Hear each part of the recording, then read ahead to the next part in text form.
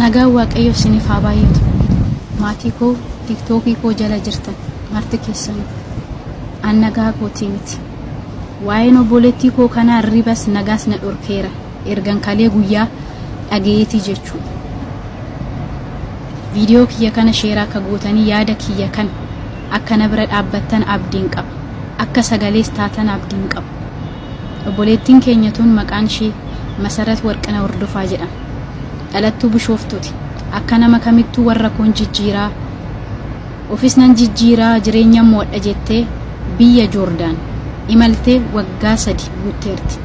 Waggaa 3 shittis xumurattee warra shitti tikeettiin naamurameera yaa haadha koo yaa firoottan koo dhufuufanan qophiirran jira jettee himatte.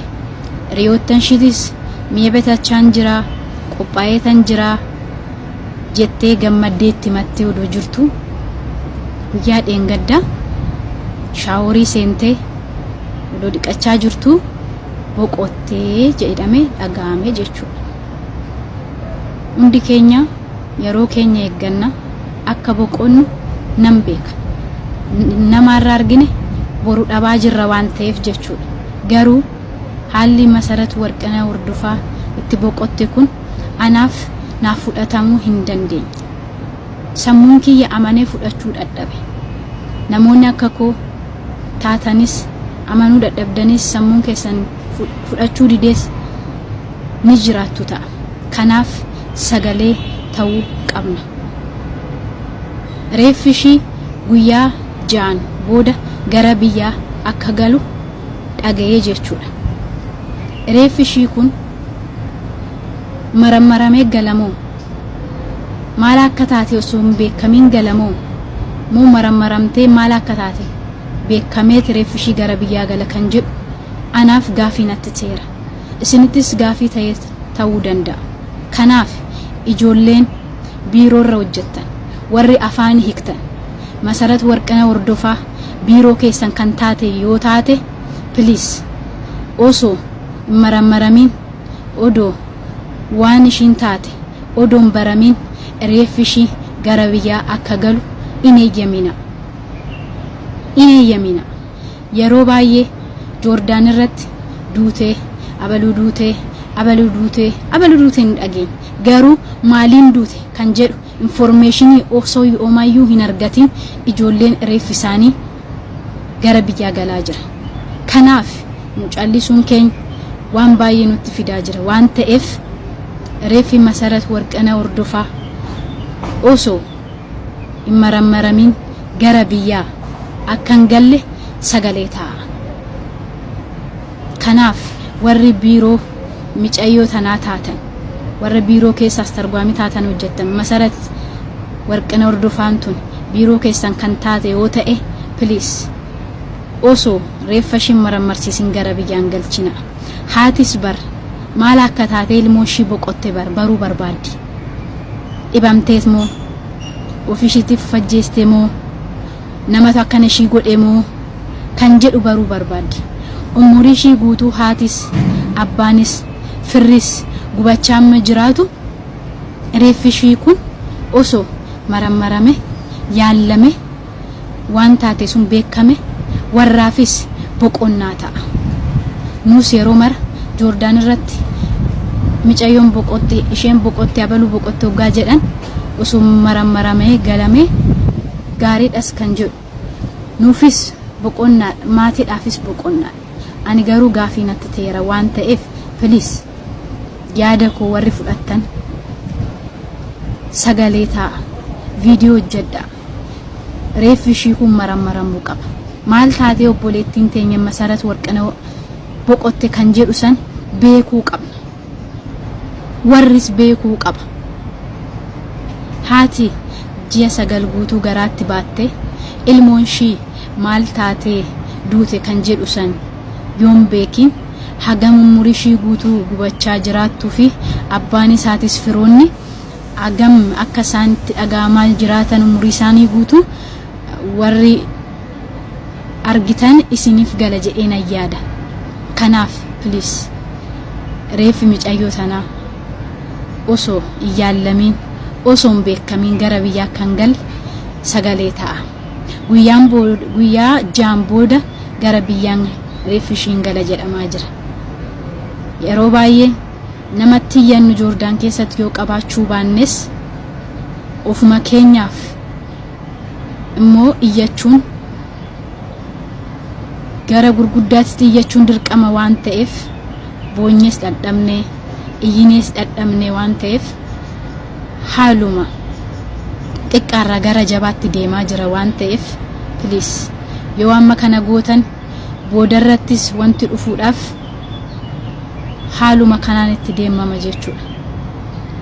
Biiroo tokkorra teessee ijoollee biiroo biraatiif yookiin madaamii ishiitiif yookiin biiroo biraatiif bilbilte maaliif kana ta'e akkas ta'e jettee informationii gaafachuullee hin dandeessu. Maaliif eessaa fidde informationii kan maalidha ati eenyudha jedhaniit akka seera Joordaanitti nama gaafachuu danda'u waan ta'eef kanaafanan ijoollee afaan hiiktan mucayyoon tun biiroo keessan yoo taate please odoo yaalchisin maal taatee akka bashin boqottee osoo hin beekin gara biyya akka ishiin hin galle reeffi ishii godhaa kana isiniin jechaa jiru.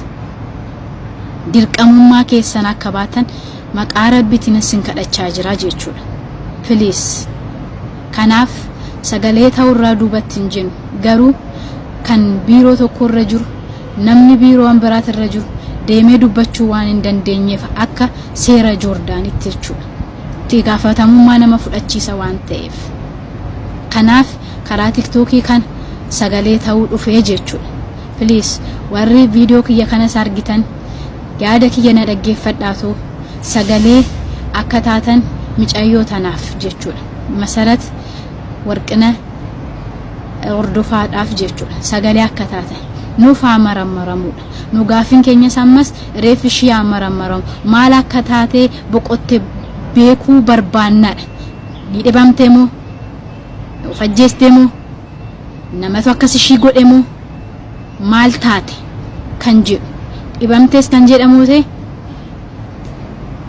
mana yaalatti laallamtee reeffi ishii laallamee wantu karaa poolisiinis laallamee furmaata jiru kennamee maal akka ishiin taate maatittis himamee yeroo reeffi tokkotti deemu xaliyaa wajjiniin xaliyaa mucayyoo maal taate akka boqotte wajjiniin deema waan ta'eef kanaaf mucayyoon akka maramaramtu barbaanna. Kanaaf warri biiroo keessaniin dhufte mucayyoon tun please hin callisina. Borus nu akkas ta'uu dandeenya waan ta'eef gaafa nu borus akkas ta'u namni callisuu danda'a waan ta'eef arra iyyine taanaan garuu borus isinifis anaafis naaf iyyu waan ta'eef please mucayyoo tanaaf sagalee haa taanu jedheen isin kadhadhaa maqaa rabbiitti isin jedha nagaan oola. Gadda laphee nama cabsuudha. Obboleettii keenya suuraa asirratti viidiyoo akkuma viidiyoo dura argaa jirtanii obboleettiin keenya tokko akkuma ana akkuma si'ii biyya ormaa keessatti nan dalagadha jettee biyyaa baatee biyya ormaa keessatti immoo waggaa 3 daladdee waggaa 3 kana keessatti galuudhaaf maatii isheetti himtee nan dhufaa jettee raawwattee maatii isheetti himtee shinti beetii dhiqachuu seentee boqattee jedhan. Dhugaa dubbachuudhaaf wanti kun akkuma obboleettiin keenya jettuyyuu baay'ee nama fudhataman qabu namni osuma hin jira jedhan akkamitti sa'aatuma kana keessatti shinti beetii seenee dhabama. Dhugaa dubbachuuf jireenyi biyya ormaa waan kana qabdi. Mucayyoo kana dhugaa ishee haga bahutti hanga immoo marmaraa galtutti osoo akka kootiti akkuma anallee natti fakkaatu mucayyoo kana hanga dhugaa ishee beekatti odoo biyya galchuu baataniin jedha. Hedduu nama gaddisiisa. Adaraa obboleewwan koo of eeggadhaa. Waaqayyoon nu haa eegu. Akkatti baanu beekna malee akkatti gallu hin beeknu. Obboleettiin keenya akkuma anaati akkuma si'iiti isheen nan dalagadha jetteeti malee waan kanan ta'a jetteeti miti. Akkasuma maatiin ishee gogga'anii eegaa jiranuu wanta kanarra buute. Hedduutu akka nama gaddisiisa. Gadda laphee nama cabsuudha.